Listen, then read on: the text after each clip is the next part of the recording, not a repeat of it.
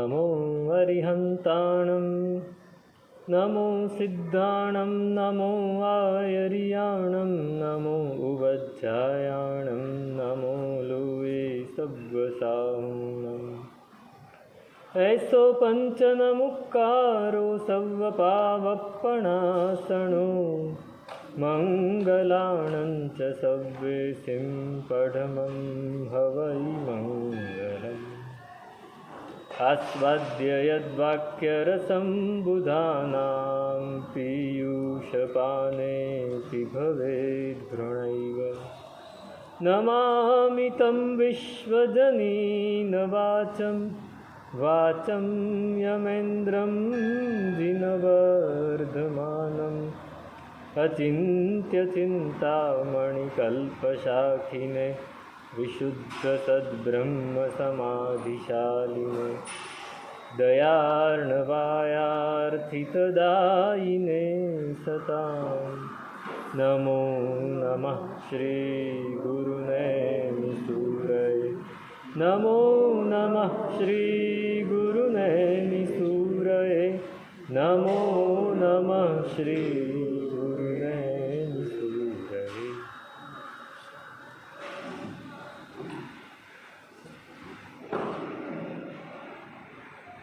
यस्य ज्ञानसुधा सिन्धौ परब्रह्मणि मग्नता विषयांतरसंचारस्तस्य हालाहलूपमः। મગ્નતાની વાત ચાલે છે. મગ્ન થવું એટલે શું? લીન થવું. મૂળ મજ્જ ધાતુ છે. મગ્ન થવું એટલે ડૂબી જવું. કોઈ પણ પરિસ્થિતિમાં, કોઈ પણ વાતાવરણમાં જેમ પાણીમાં માણસ ડૂબી જાય એમ જો ડૂબી જાય તો એ મગ્ન થયો ગણાય, એ લીન થઈ ગયું. આપણે સતત કોઈને કોઈ વસ્તુમાં લીન થતા હોઈએ છીએ. વિચાર આવ્યો અને એમાં લાગી પડ્યા તો મગ્ન થઈ ગયા, ખબર જ ના પડે. આર્ત ધ્યાન ચાલુ થયું, ખબર ના પડે કેટલો સમય જતો રહ્યો. અત્યારના સમયમાં તો મોબાઈલ લઈને બેસી જાય, 4 કલાક નીકળી જાય તો ખબર ના પડે. ખબર જ ના પડે શું થયું. અરે 4 કલાક થઈ ગયા. કેમ કે મન એમાં લાગી ગયું છે. મન એમાં બરાબર સેટ થઈ ગયું છે. બસ આ ગમી ગયું. જે વસ્તુ ગમે એમાં મગ્ન થવાય, જેમાં રસ પડે એમાં મગ્ન થાય. સંગીતમાં જેને રસ હોય સંગીતમાં મગ્ન થઈ જાય. મૂળ વસ્તુ શું છે કે કાં તો સુખથી મગ્ન થાય, સુખ અનુભવાય તો મગ્ન થાય. વિચાર કરવામાં પણ સુખ અનુભવાય છે. આપણે જ્યારે વિચાર કરીએ છીએ ને ત્યારે હકીકતમાં એમાં કંઈ મળતું નથી, પણ સુખનો અનુભવ થાય છે સહેજ, કે આ આમ કરીશ તો આમ થશે, આમ થશે તો આમ થશે. એટલે આપણે ભવિષ્યની કલ્પનાઓમાં એવા આમ સુખી થઈ જઈએ છીએ કે આપણને એમ થાય છે કે બસ કંઈક મળી ગયું, પણ છેલ્લે કંઈ મળતું નથી. મન એમાં ને એમાં જ સ્થિર થઈ ગયું. ચિંતાના વિચાર હોય તો એમાં પણ મગ્ન. હા, એટલે કાં દુઃખ, એ ચિંતાના વિચારમાં પણ એને એમ કંઈક આશા છે કે ક્યાંક હું એમાંથી નીકળી જઈશ, મને એવો વિચાર આવશે. એટલે મૂળ ચિંતા પણ સુખ જ કરાવે છે. એ ચિંતા એને શા માટે એમાં મગ્ન થઈ જાય છે તો કે સુખ કરાવે છે. દુઃખના વિચારમાં માણસ મગ્ન નહીં થાય. એને દુઃખ થશે ને તો એમાંથી છૂટવાનો વિચાર કરશે. પણ સુખના વિચાર, જે સહેજ પણ સુખનો અનુભવ લાગ્યો, અહેસાસ લાગ્યો એટલે એમાં લીન થઈ જાય. કાં તો ભયમાં લીન થઈ જાય. સમજો કે ભય લાગી ગયો કોઈ વસ્તુમાં, તો એ માણસ એને કહી દે કે સહેજ પણ અહીંથી હલ્યો ચલ્યો છે તો આવી બની જાય, તને મારી નાખશે. તો શું થાય? ભય લાગ્યો તો મગ્ન થઈ ગયો. પેલા યુવાનને ધર્મ શીખવું હતું, ધર્મમાં કંઈક આગળ વધવું હતું. ગુરુ ભગવાન પાસે ગયો. ગુરુ ભગવાનને કે સાહેબ મારે ધર્મ કરવો છે, મારે સંસારથી પાર ઉતરવું છે, મને કંઈક માર્ગ દેખાડો. તો કે તને શું માર્ગ દેખાડું? એમ કે તારું આયુષ્ય ફક્ત 7 જ દિવસ બાકી છે. કેટલું બાકી છે? 7 દિવસ બાકી છે. શું થાય? આપણને કોઈ આવીને કહી દે કે ભાઈ 7 દિવસ પછી 8મા દિવસે તમે નથી, તો અંદર ટેન્શન થઈ જાય, ચિંતા થઈ જાય, દુઃખ, ચિંતા આવી ગઈ, ભય લાગી ગયો. પેલા ભાઈને ભય લાગી ગયો, શું કરું શું કરું? ગુરુ ભગવાનને કે શું કરું? તો કે 7 દિવસ છે, બરાબર લાગી પડ, બરાબર એવો લાગી પડ કે ધર્મ આત્મસાત થઈ જાય.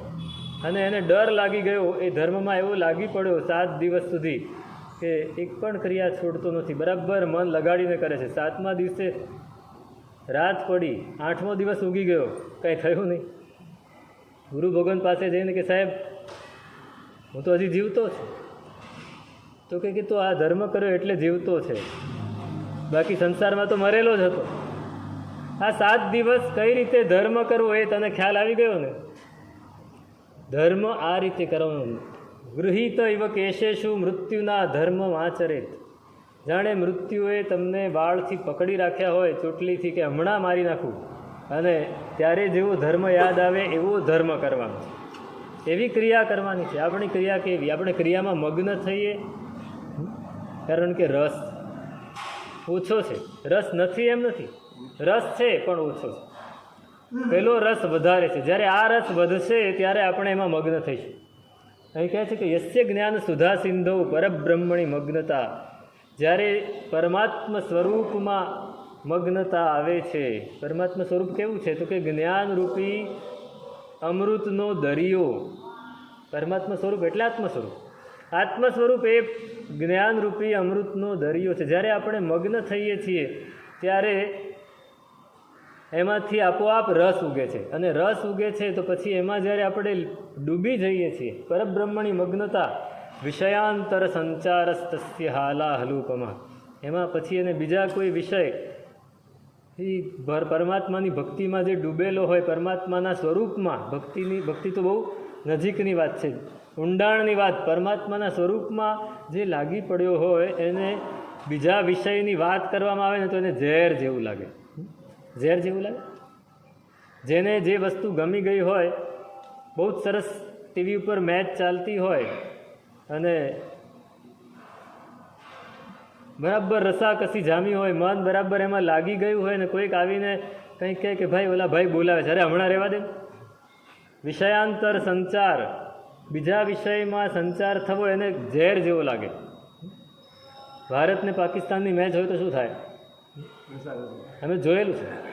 બિહારમાં અમે હોઈએ ગામડામાં, હવે ગામડામાં કંઈ બધાની પાસે ટીવી હોય કે એવું, અત્યારની વાત નથી, આ જૂના વખતની 15-20 વર્ષ પહેલાંની વાત. તો ભારત અને પાકિસ્તાનની મેચ હોય અને બધાએ કોઈકના ઘરે ટીવી હોય તો એ બરાબર ચોકમાં મૂકી દે બહાર, અને બધાએ લોકો ત્યાં આવીને જોવે રાતના સમયે. પછી એ સમયે કંઈક પણ ફોન આવ્યો, કોઈએ બૂમ પાડી, હમણાં કાંઈ નહીં, હમણાં હા જ. એમાં કાંઈ મળવાનું નથી. પેલો એક પણ રન આપણને નથી મળવાનો, એક પણ ઇનામ નથી મળવાનું, એક પણ વાહવા આપણને મળવાની નથી, છતાં એમાં માણસ લીન થઈ જાય. કેમ? સુખ અનુભવ છે, રસ છે. એ રસ છે ને ત્યાં પણ જો રસ હોય તો વિષયાંતરમાં સંચાર થાય, બીજા વિષયમાં જવાનું થાય તો ના પાડી દે, ઝેર જેવું લાગે. તો આ પરમાત્મા સ્વરૂપમાં જ્યારે લીન થવાનું થાય ત્યારે કેવું હોય? અમે ભાવનગર હતા ને, ભાવનગરમાં એક ન્યુરોસર્જન ડૉક્ટર છે. એ ડૉક્ટરના પિતાએ અમને કહેલું કે સાહેબ આ છોકરો જ્યારે નાનપણમાં ભણતો ને, એ પહેલા ધોરણથી તે ન્યુરોસર્જન થયો ત્યાં સુધી પહેલો જ નંબર લાવ્યો છે. પણ કે પહેલો નંબર લાવવા પાછળ એની બુદ્ધિ તો ખરી, પણ એની એકાગ્રતા, એની મગ્નતા. એ જ્યારે ભણવા બેસે ચોપડી લઈને ત્યારે બાજુમાં ઢોલ વાગે તો એને ખબર ના. આ મગ્નતા ક્યાંથી આવી? રસ પડ્યો એને, ભણવામાં રસ પડ્યો. જે ભણવામાં રસ કેળવી શકે, કેળવવો પડે. ઘણાને સહજ હોય પણ મોટા ભાગનાએ કેળવવો પડે. ભણવામાં રસ કેળવ્યો, ધર્મની ક્રિયામાં રસ કેળવ્યો. ધર્મની ક્રિયામાં રસ કેવો લાગે આપણો? આ મગ્નતા સુધી જવું હોય તો ધર્મની ક્રિયામાં રસ કેળવવો પડે. સૂત્ર બોલાતા હોય, એકે અક્ષર કાને પડે ખરો? પડે. વચ્ચે વચ્ચે જોરથી કોઈ બોલે શિરસા વંદે મહાવીરમ તો યાદ આવે. એ વખતે આપણે અચાનક જાગૃત થઈ જઈએ, બોલી જઈએ. પણ એ પણ બેભાન અવસ્થામાં, અભાન અવસ્થામાં. ભાન કેટલું રહે?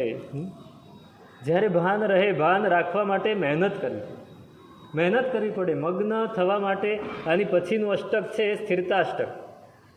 મગ્નાષ્ટક. મગ્ન ક્યારે થવાય? જ્યારે સ્થિર થવાય ત્યારે. સ્થિર એટલે એકાગ્ર. એકાગ્રતા કેળવવી પડે. જ્યારે એકાગ્રતા કેળવીએ ત્યારે મગ્ન થવાય. પેલા આઇન્સ્ટાઈન છે ને, એ પોતાના પોતાની લેબોરેટરી છે.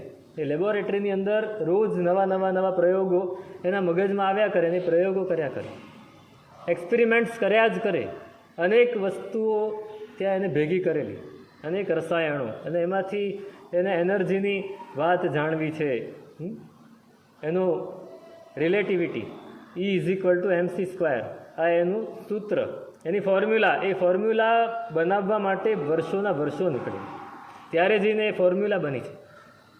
એનર્જી એટલે શું, તો એની માટે એને આખું સમીકરણ બહાર પાડવા માટે કેટલા વર્ષોની મહેનત, અને એ કેવો મગ્ન થઈ જાય કાર્યમાં, પોતાના કાર્યમાં મગ્ન થઈ જાય.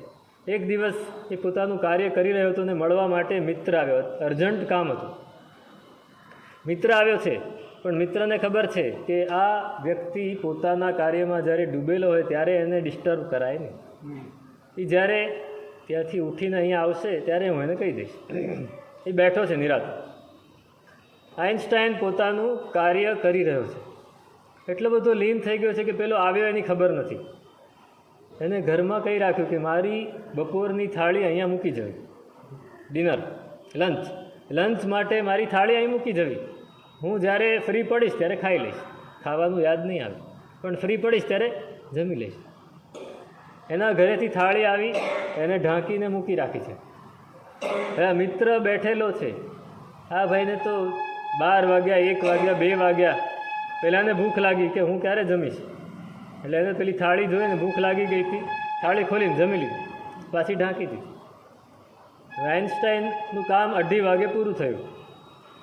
એટલે એ આવ્યા અને મિત્રને જોડે, તો તમે ક્યારે આવ્યા, તો કે હું ક્યારનો આવ્યો છું, મારે થોડું કામ હતું. શું કામ હતું, તો આ કામ હતું. એને બધી વાત કરી, એનો જવાબ આપ્યો.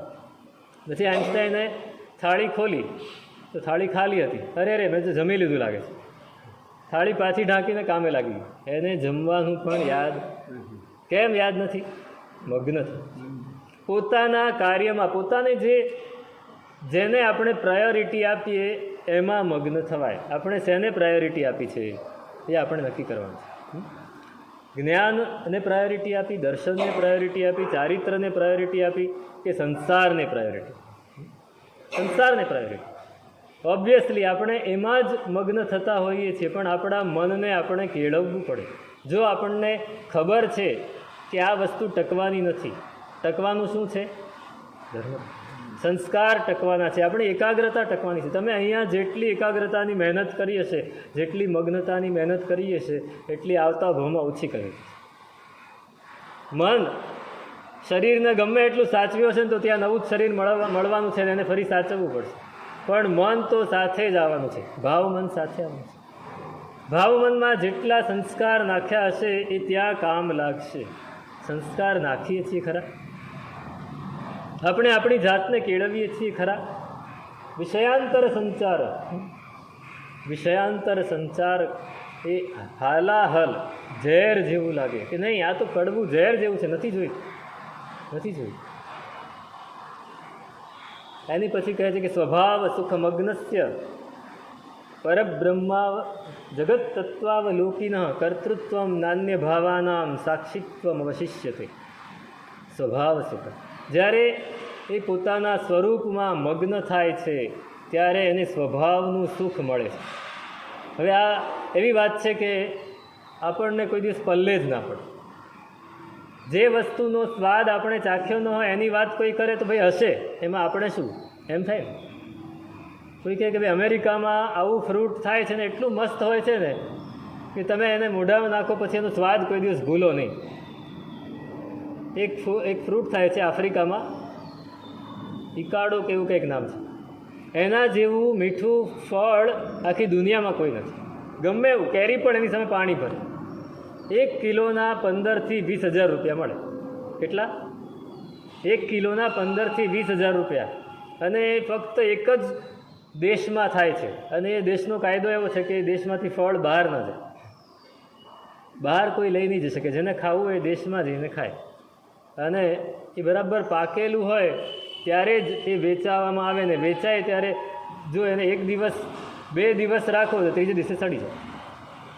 2 જ દિવસમાં એને ખાઈ લેવું પડે. હવે આવી વાત કોઈ કરે તો આપણને શું? ભાઈ એનું સ્વાદ ગમે તો આપણને શું લેવા દેવા, આપણે દેશમાં જવાના નથી, આપણે ખાવાના નથી, આપણને તો પછી એની સાથે શું લેવા દેવા. એમ આ સ્વભાવ સુખની વાત એવી છે, આપણે કોઈ દિવસ એને અનુભવવાના નથી તો પછી એની વાત શું કરવી. નહીં, અનુભવાય જો આપણે ધારીએ તો. જેમ જેમ આપણું મન સ્થિર થતું જાય ને એમ સ્વાદ આવતો જાય, પણ આપણું મન સ્થિર કરીને આપણે હજી સુધી સ્વાદ અનુભવવાની કોશિશ જ નથી કરી. એકવાર મન તો સ્થિર કરી જુઓ, મન સ્થિર કરી જોઈએ આપણે, અને એકવાર સ્થિર થઈને બેસીએ, મનને એકાગ્ર કરીને ડૂબકી લગાવીએ ને ત્યારે ખ્યાલ આવશે કે આપણે શું ગુમાવી દીધું છે અત્યાર સુધીમાં ને આપણે શું મેળવવું છે. એકવાર મન અંદર સ્થિર થવું જોઈએ, મનને સ્થિર કરતા પ્રેક્ટિસ કરવી. કહે છે કે સ્વભાવ સુખમગ્નસ્ય જગત તત્વાવલોકિન. જગતનું બધું તત્વ એને ખબર પડી ગઈ છે. જગતનું તત્વ શું છે? ભંતે કિમ તત્તમ ઉત્પન્નેય વા વિગયેય વા ધ્રુવેય. બધું જ ઉત્પન્ન થાય છે, બધું જ નાશ પામે છે અને બધું જ સ્થિર રહે છે. આ જગતનું તત્વ છે. જગતનું તત્વ જ્યારે આપણને ખબર પડી ગઈ, ખબર તો છે પણ માહિતી છે. ભગવાન તત્વ એટલે એ જે સાચી વસ્તુ ઇષ્ટી છે તત્વ નહીં, દરેક વસ્તુમાં તત્વ કોને પ્રત્યેક ક્ષણે ઉત્પત્તિ, નાશ અને લય એ ચાલુ જ રહે છે. એટલે એનો મતલબ એ કે કઈ વસ્તુમાં આપણે મન લગાડવું. મૂળ જગતનું તત્વ જાણવાનો ફાયદો આ છે. જગતનું તત્વ જાણવાનો ફાયદો આ છે. આપણે જગતનું તત્વ જાણી લીધું એટલે એને અનુભવવું છે. હા, એટલે શું થશે કે બાહ્ય વસ્તુઓમાં મન જશે નહીં. આપણને એમ થાય કે આ વસ્તુ બહુ જ સરસ છે એટલે આપણું મન હંમેશા આ મને ક્યારે મળે, મને અરે એ ભાઈ એ વસ્તુ પણ નાશ પામી જવાની છે, એ વસ્તુ પણ રૂપાંતર પામી જવાની છે, એ વસ્તુનો પણ નાશ થવાનો જ છે અને પૂતગલ રૂપે સ્થિર રહેવાનું છે. તો પછી મારે શા માટે? પરમાત્માને કોઈ પ્રશ્ન પૂછે, સાહેબ તમારે તો જલસા, 3 ગઢ, એક ચાંદીનો ને એક સોનાનો ને એક રત્નોનો, સુવર્ણ સિંહાસન રત્નોથી મઢેલું ને એમાં તમારે બેસવાનું, અને દેવો તમને ચામર ઢાળે, ઇન્દ્રો ચામર ઢાળે, અપ્સરાઓ તમારી સામે નૃત્ય કરે. આ બધુંય તમારે તો મોજ. તો પરમાત્મા કે ભાઈ મોજ તો ખરી, પરમાણુઓના પુંજને જોવાની મોજ ખરી. શાની મોજ? પૂતગલના જથ્થાને જોવાની મોજ ખરી. આ બધો પૂતગલનો જથ્થો છે મારે માટે, પૂતગલનો જથ્થો છે. એમની દ્રષ્ટિ એવી થઈ ગઈ છે કે એમની માટે બધું પૂતગલ જ છે. તો પૂતગલ કયા પૂતગલ? બધું જ સરખું છે. તમે વૈજ્ઞાનિક દ્રષ્ટિ વિચારીએ ને આપણે, તો સોનું છે એમાં સોનાના પ્રત્યેક અણુમાં, અત્યારે વિજ્ઞાનની દ્રષ્ટિએ વિચારીએ, સોનાના પ્રત્યેક અણુમાં એક પ્રોટોન હોય, એક ન્યુટ્રોન હોય અને 119 ઇલેક્ટ્રોન હોય. બરાબર? 119 ઇલેક્ટ્રોન હોય, એક પ્રોટોન એક ન્યુટ્રોન હોય. હવે લોખંડના પ્રત્યેક અણુમાં એક પ્રોટોન હોય, એક ન્યુટ્રોન હોય અને 79 ઇલેક્ટ્રોન. હવે ઇલેક્ટ્રોનની સંખ્યા જ્યારે વધારી દઈએ ત્યારે એ સોનું બની જાય. ઇલેક્ટ્રોનની સંખ્યા જ્યારે ઓછી કરીએ ત્યારે લોઢું બની જાય. તો પછી લોઢા અને સોનામાં ફેર શું? ઇલેક્ટ્રોનનો જ ફેર છે, ફક્ત ઇલેક્ટ્રોનનો ફેર છે. હવે વૈજ્ઞાનિકને માટે પણ સોનું એ સોનું નથી, આપણી માટે સોનું એ સોનું છે. કેમ? આપણે એની કિંમત જોઈએ છે, આપણને એનાથી મળતી વસ્તુ છે એનો ખપ છે, માટે આપણે સોનું જોઈએ છીએ. પણ પરમાત્માને માટે તો એ પૂતગલનો જથ્થો છે. પેલા સંત એ ગૃહસ્થ સંત હતા, એક ગામથી બીજે ગામ જઈ રહ્યા હતા, સાથે એમના પત્ની પણ હતા. તો બંને આગળ પાછળ ચાલતા હતા. એ જમાનાની વાત કરું, આ જમાનાની વાત નથી. બંને આગળ પાછળ ચાલતા હતા. તો પતિ આગળ ચાલે અને પત્ની આગળ પાછળ ચાલે. બંને ચાલી રહ્યા હતા અને ભગવાનનું ભજન કરતાં કરતાં ચાલે. મન ભગવાનના ભજનમાં સ્થિર હતું અને ચાલતા ચાલતા ચાલતા અચાનક પતિની નજર નીચે પડી તો સોનાનું મોટું ઘરેણું સરસ પડેલું. પત્ની થોડા પાછળ હતા, પતિ આગળ હતા. સોનાનું ઘરેણું પડેલું હતું. પતિને થયું કે આ સોનાનું ઘરેણું પડ્યું છે, પત્નીની નજર પડશે ને કદાચ એના મનમાં આ લેવાનું મન થાય તો શું કરવું? એટલે નીચા વળીને ધૂળ ઢાંકી દીધી. નીચા વળીને ધૂળ ઢાંકી દીધી. એટલે પછી તો આગળ ચાલ્યા. થોડે દૂર પહોંચ્યા, ગામનું પાદર દેખાયું એટલે ઊભા રહ્યા. પત્ની ભેગા થઈ ગયા, બંને ચાલ્યા. પત્ની પૂછે, ત્યાં નીચા વળીને શું કરતા હતા? શું કરતા હતા પૂછે એટલે કહેવું તો પડે. સોનાનું ઘરેણું હતું અને એને મેં ધૂળથી ઢાંકી દીધું. તો કે અરે રે, ધૂળને ધૂળથી ઢાંકી, ધૂળને ધૂળથી ઢાંક્યું. આપણે માટે તો ધૂળ જ છે, એ ધૂળને પણ ધૂળથી ઢાંક્યું તમે. એટલો વિશ્વાસ ન બેઠો? હજી તમારે મને સોનું છે? તમે મળ્યા અને ભગવાન મળ્યા પછી મારે માટે સોનું શું? ધૂળ જ છે. આપણે માટે શું મહત્વનું છે? સ્વભાવનું સુખ. મૂળ વાત એ છે, સ્વભાવ સુખ મગ્નસ્ય. એકવાર અનુભવ કરી જુઓ. અંદર થોડા ઉતરો, અંદર થોડા ઉતરો.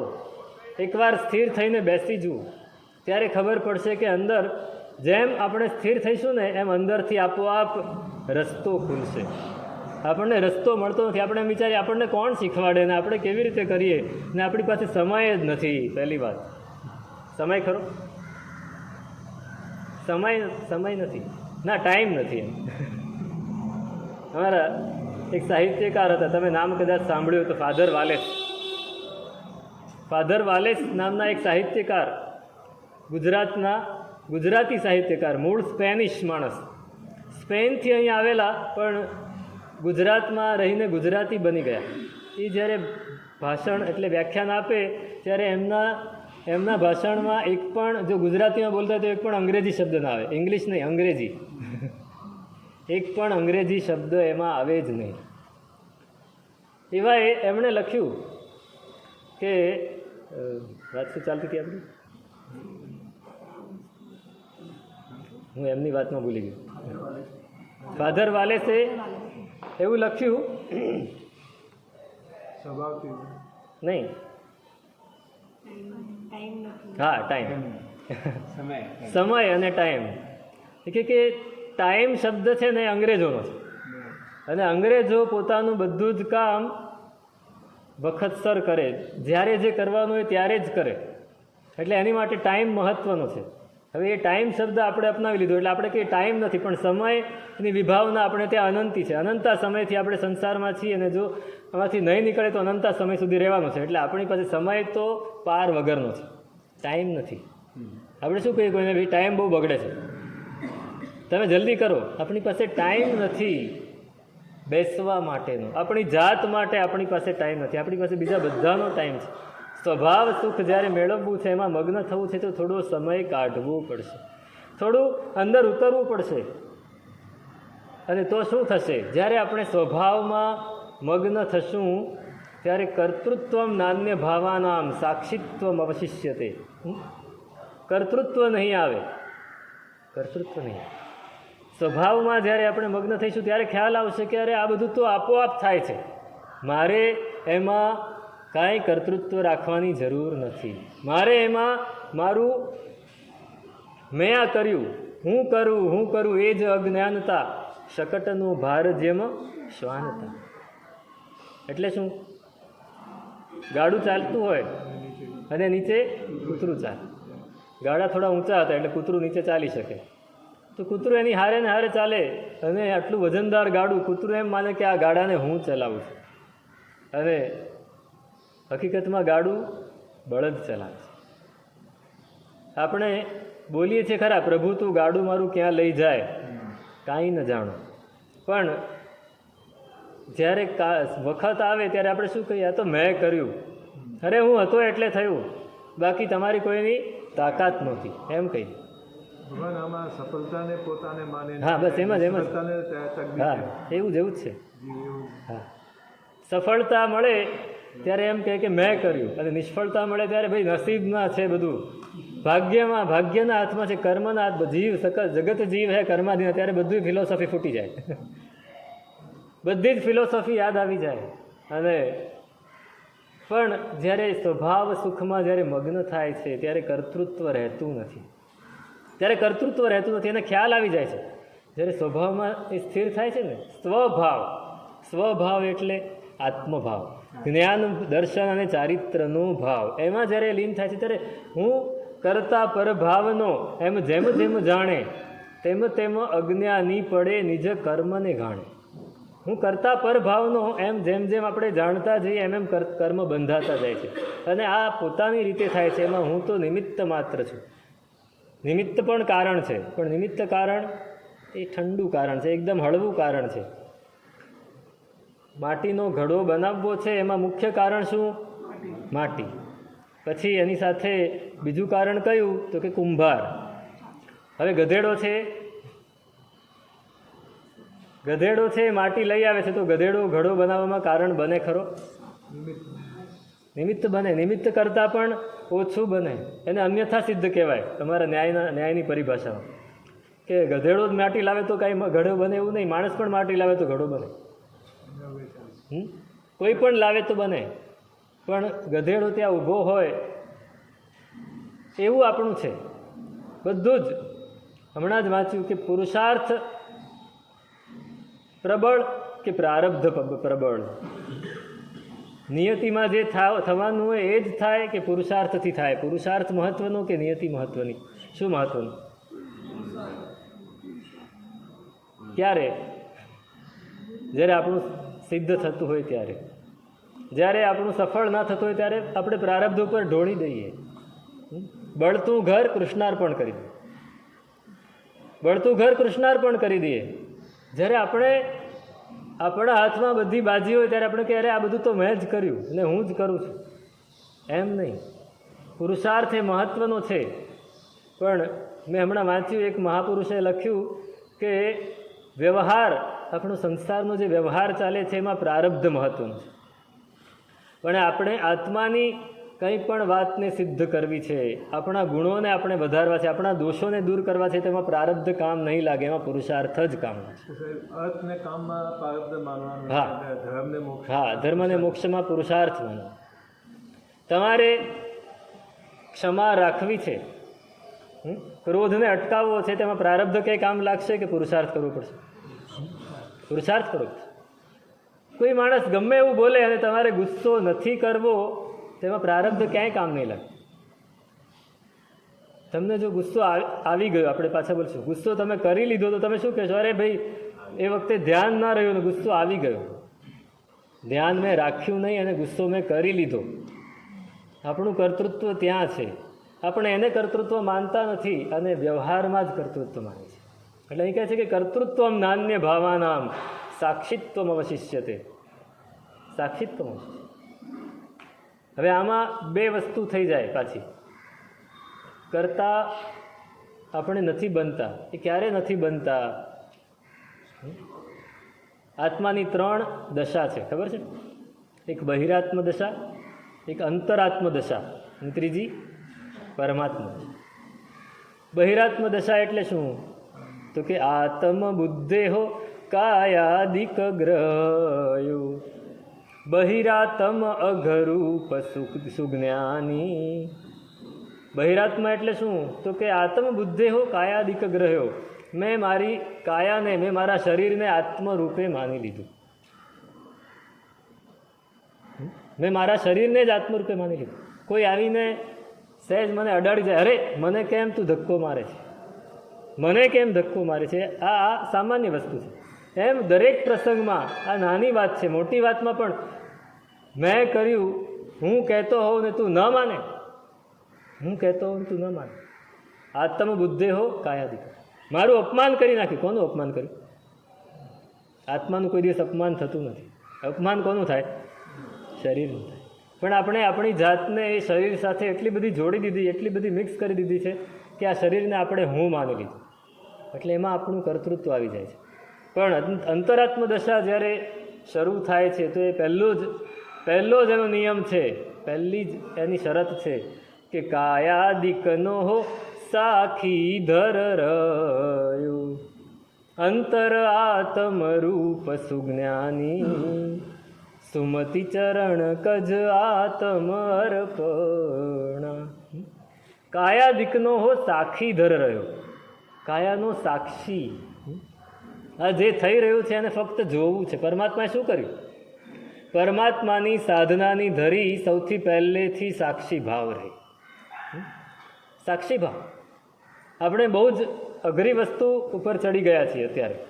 સાક્ષી ભાવ એટલે બહુ જ અઘરી વસ્તુ છે, પણ આખા દિવસમાં આપણે એકાદ સેકન્ડ 2 સેકન્ડ પણ સાક્ષી ભાવની કોશિશ કરી છે.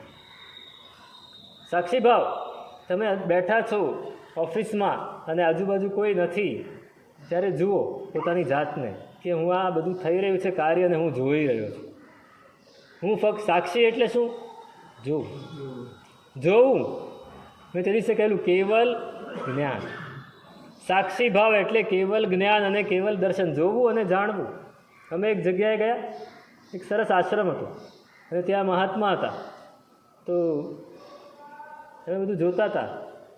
તો અચાનક એક મહાત્મા બહાર નીકળ્યા અને પૂછે, ભાઈ તમે શું કરો છો બધું? તો અમે કીધું, ભાઈ અમે જોઈએ છીએ, જાણીએ છીએ. તો કે અચ્છા, તમે સિદ્ધ ભગવાનનું કામ કરો છો. એમ કે શેનું કામ? સિદ્ધ ભગવાન બેઠા બેઠા શું કરે છે? જુએ છે ને જાણે છે. પણ હકીકતમાં આપણે તો આપણા રસનું જોતા હતા, એટલે એ એના જેવું નથી. પણ જોવું અને જાણવું એ સિદ્ધ પરમાત્માની એ વાત છે, એને આપણા જીવનમાં 1 સેકન્ડ માટે પણ અપનાવો. આખા દિવસમાં આવી 5-6 સેકન્ડ જશે ને, ધીમે ધીમે 5-6 સેકન્ડની 5-6 મિનિટ સુધી પહોંચે છે. અને આ ભાવમાં 5-6 મિનિટ સુધી પહોંચી ગયા તો ભયો ભયો. કર્તૃત્વમ નાન્ય ભાવાનામ સાક્ષિત્વમ અવશિષ્યતે. સાક્ષિત્વ જ રહી જાય છે જો સ્વભાવના સુખમાં મગ્ન થઈ જાય છે. અને પછી શું થાય છે? તો કે પરબ્રહ્મણી મગ્નસ્ય શ્લથા પૌદ્ગલિકી કથા ક્વામી ચામી કરુન્માદા સ્ફારા દારાદરા ક્વચ. જ્યારે પોતાના આત્મામાં એ મગ્ન થઈ ગયો, લીન થઈ ગયો, પરબ્રહ્મ એટલે પરમાત્મા. સ્વભાવ સુખમ અગ્નસ્ય, એવી રીતે પરબ્રહ્મણી મગ્નસ્ય. પરબ્રહ્મ એટલે પરમાત્મા એટલે અસંખ્યાત પ્રદેશવાળો જે આપણો આત્મા છે, એ જ પરમાત્મા બનવાની લાયકાત ધરાવે છે. એ પરમાત્મા, એમાં જ્યારે આપણે મગ્ન થઈ જઈએ છીએ. દેરાસરમાં ગયા એટલે શું થયું? મેં હમણાં 2 દિવસ પહેલાં પણ કહ્યું કે પોતાના ઘરમાં ગયા. પરઘરમાંથી પોતાના ઘરમાં આવ્યા. પ્રતિક્રમણ એટલે શું? પરભાવમાં આપણે જતા રહ્યા હતા, એમાંથી સ્વભાવમાં પાછા આવ્યા. પાછું ફરવું. ક્યાંથી પાછું ફરવું? પરભાવમાં જ. આખા દિવસમાં આપણે પરભાવમાં સતત ભમતા રહ્યા, એમાંથી પાછા ફરવું છે. એનું નામ છે પ્રતિક્રમણ. પ્રતિક્રમણ એટલે એક રિચ્યુઅલ નથી, એક કર્મકાંડ નથી. આપણે દરેક વસ્તુને વ્યાખ્યાન સુદ્ધાને કર્મકાંડ બનાવી દીધું. આપણે શું કર્યું? સામાયિકને કર્મકાંડ બનાવી દીધું. વ્યાખ્યાન સુદ્ધા હમણાં આ પર્યુષણ ચોમાસી 14 શરૂ થઈ એ દિવસથી માંડીને પર્યુષણ ચાલશે ત્યાં સુધી વ્યાખ્યાનમાં આવવાનું. કેમ કે ચોમાસું છે, 50 દિવસ તો આપણે કંઈક ધર્મ ક્રિયા કરવી જોઈએ. પછી 50 દિવસ પછી ગુરુ મહારાજને જે કરવું એ કરે, અમારું પતી ગયું. કર્મકાંડ હંમેશા બંધનમાં હોય છે, રિચ્યુઅલ છે. એ રિચ્યુઅલને આપણે ફક્ત આગળ SPI સ્પિરિચ્યુઅલ બનાવવાનું છે. જો સ્પિરિચ્યુઅલ બની જાય વ્યાખ્યાન, જો પ્રતિક્રમણ સ્પિરિચ્યુઅલ બની જાય, આપણે પ્રતિક્રમણ કરીએ છીએ એ આપણા આત્માને પરભાવમાંથી સ્વભાવમાં લાવવા માટેની કોશિશ કરીએ છીએ. આપણું મન સતત જે બહાર ભમતું હોય છે એ આપણે 2 ઘડી માટે પણ એના સૂત્રોના, શબ્દોના, એના અર્થના વિચારમાં આપણું મન જો લીન થાય તો આપણે પરભાવમાં જે આપણું મન આ મેળવ્યું ને આ મળી ગયું ને આ નથી મળ્યું ને એમાં જે હતું એને બદલે થોડું અહીંયા આવે. એ આદત પડે, 2 ઘડી આદત પડે તો આખો દિવસ સ્વસ્થપણે જાય. તમે એક સામાયિક કરો, પણ સામાયિકમાં નક્કી કરો કે પરભાવમાં મનને જવા દેવું નથી. થાય ખરું? કેટલી વાર રહે? પ્રેક્ટિસ કરો, મહેનત કરો. ભલે 1 સેકન્ડ પણ રહ્યું સ્વભાવમાં અને પાછું પરભાવમાં જાય છે, પણ જાય છે એટલે પાછું લઈ આવો. નાનું બાળક છે, તમે એને લઈને નીકળ્યા હો અને એ બાળક તમે એને બાજુમાં બેસાડ્યું છે, પણ એ તો ઉઠીને દોડવા માંડશે. એ ઉઠીને દોડે એટલે તમે શું કરશો? તરત જ પકડીને લાવીને પાછું બેસાડી દેશો. વળી પાછું ઉઠીને દોડશે. તમને ખ્યાલ આવશે કે આ કંઈક પડી જશે, ક્યાંક કોઈ એને મારી દેશે, કોઈક એને અથડાઈ જશે તો એને વાગશે, એટલે પાછું ઉપાડીને એની મમ્મી એને લાવીને પાસે બેસાડી. કેટલી વાર કરવું પડે? કેટલી વાર કરવું પડે? બસ મન સાથે આ કરવાનું છે. આપણે મન સાથે આ કરતા નથી. આપણે પ્રતિક્રમણ કરીએ છીએ, પણ મન બહાર ભાગે તો આપણે ભાગવા દઈએ છીએ, પાછું નથી લાવતા. પાછું લઈ આવો, એને પાછું લઈ આવો. એક લોગસ બોલાય, 24 પરમાત્માના નામ બોલાય, 25 નામ બોલાય, યાદ આવે છે કે કયા પરમાત્માના 2 વાર નામ બોલાય? સુવિધિનાથ, સુવિહિંચ પુષ્પદંત. પણ આપણને યાદ આવે ખરું કે 24 પરમાત્માના નામ બોલાયા? એનું 24 સ્તવ, એક લોગસ બોલાય અને આપણા 32 કોઠામાં દીવા પ્રગટી જાય. તમે એક થાકીને આવ્યા હો, બરાબર માથું બરાબર ચડી ગયું હોય અને શરીરમાં થાક હોય કે હમણાં સૂઈ જ જવું છે, એ સમયે જો તમે પ્રતિક્રમણ મનને સ્થિર રાખીને કરો ને, તમે ખાલી 4 થોઈ સુધી કરશો ને એટલી વારમાં થાક ઉતરી ગયો છે, જો સ્થિર થઈને કર્યું છે. નહીંતર જોકાવશે, નહીંતર ઊંઘ આવી જશે. અને અચાનક કોઈ ખામેમી શબ્દ જીવે બોલશે ત્યારે યાદ આવશે કે અડધું પ્રતિક્રમણ તો થઈ ગયું. પણ મનને સ્થિર રાખીને, મનને સૂત્રના એક અક્ષરમાં જોડીને જો પ્રતિક્રમણ કરવામાં આવે તો ક્યાં થાક ઉતરી ગયો ખબર ના પડે. મારા ગુરુ મહારાજ કાયમ એક દાખલો આપતા કે તમે ઓફિસેથી, અત્યારે બધી ઓફિસો તમારી એસી છે, તમારી ગાડી પણ એસી, એટલે તમને બહુ થાક ના લાગે. પણ પહેલાં એવું નહોતું. તડકામાં જવું પડે, દુકાનમાં પણ ગરમી લાગતી હોય, પંખાના પણ ઠેકાણા ના હોય, એવી વખતે તમે સાંજ સુધી એમાં મહેનત કરી હોય અને ઘરે પાછા હો ત્યારે બરાબર થાક્યા પાક્યા હો અને એમ લાગે કે હવે બસ ઘરે જઈને નાહી ધોઈને જમીને સૂઈ જ જવું છે, એવું થતું હોય મનમાં. અને તમે ઘરના દરવાજે પહોંચો અને તમારો પૌત્ર છે નાનો, અથવા તમારું નાનું બાળક છે એ સામે દોડતું હોય, દાદા દાદા કરતું, તો શું થાય? બધો થાક ઉતરી જાય, બધો જ થાક ઉતરી જાય, ભૂલાઈ જાય. મન ડાયવર્ટ થઈ ગયું. મન શું થઈ ગયું? તમે એની સાથે 2 ઘડી રમો એટલે તમને એમ થાય બસ આ બધો થાક ક્યાં ઉતરી ગયો ખબર ના પડી. માથું ચડેલું હતું ક્યારે ઉતરી ગયું ખબર નહીં. પ્રતિક્રમણની ક્રિયા આવી થવી જોઈએ. તમે ગમે એટલા થાકીને આવ્યા હોય, અહીંયા અંદર પ્રવેશ કરો, બધું જ ભૂલી જાઓ. એનું વાતાવરણ જ એવું હોય. આ ઉપાશ્રયનું વાતાવરણ એવું. આપણા ઉપાશ્રયનું વાતાવરણ કેવું? પ્રતિક્રમણ શરૂ થાય એની પહેલાં 15-20 મિનિટથી લોકો આવી ગયા હોય, એ 15-20 મિનિટ સુધી કેટલી વાત બહાર કહેવું પડે, ભાઈ શાંતિ રાખો, શાંતિ રાખો, અવાજ ના કરો, વાતો ના કરો. શેની વાતો થાય? હે? સંસારની જ, વ્યવહારની જ પંચાત જ. 20 મિનિટ એટલી બધી પંચાતો થાય કે પછી પ્રતિક્રમણમાં એ જ યાદ આવે ને. મારે તમને આ કહેવું છે કે આપણે જે કરવા માટે આવ્યા છીએ, તમે પૂજા કરવા જાઓ ને રસ્તામાં કોઈ મળી ગયું તો તમે વાતો કરતાં કરતાં જાઓ, પછી દેરાસરમાં શું યાદ આવવાનું?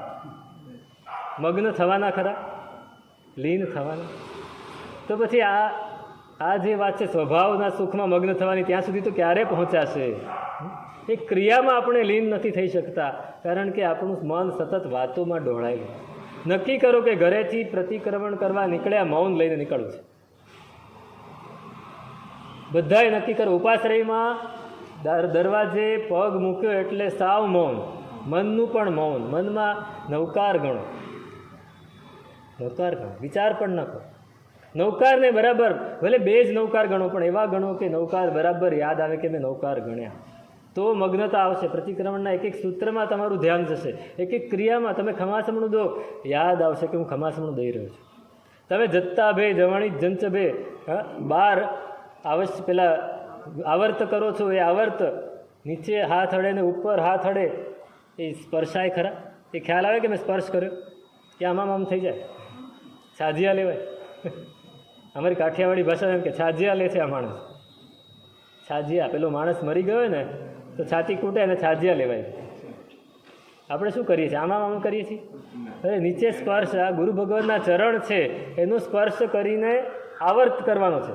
આમ આવર્ત થાય, પાછું આમ જાય, આવર્ત આમ. આ દક્ષિણાવર્ત કહેવાય.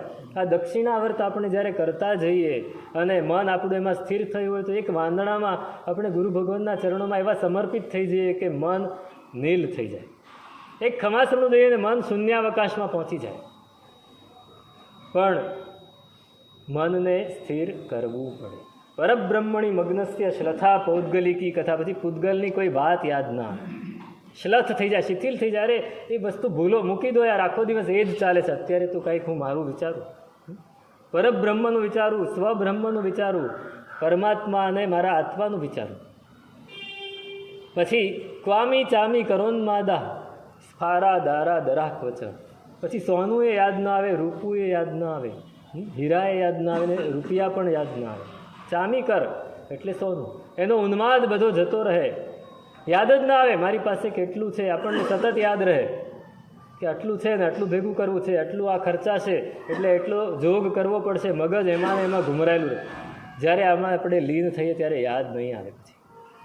પછી યાદ નહીં આવે, અરે એ તો તુચ્છ વસ્તુ છે, હશે તો પણ ઠીક છે. હા, ત્યારે મગજમાં બેસશે કે પૈસો એ હાથનો મેલ છે. એમ ઘણા લોકો જ્યારે પૈસો ખૂબ હોય ને ત્યારે કે પૈસો તો હાથનો મેલ છે, અને ન હોય ત્યારે કોઈ મેળ પડતો નથી. સ્વામી ચામી કરોન્માદા સ્ફારા દારા દરાહ ક્વચ. પછી પત્ની, દારા એટલે પત્ની, પત્ની એટલે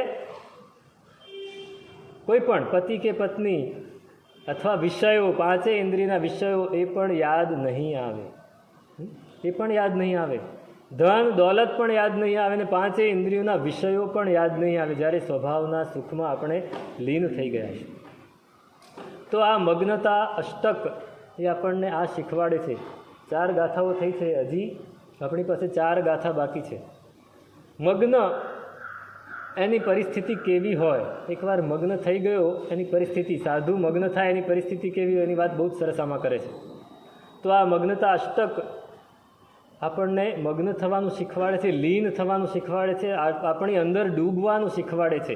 એ ડૂબવું છે, કેવી રીતે આગળ હજી વધવું છે, એનું શું સ્વરૂપથી અગ્ર અધિકાર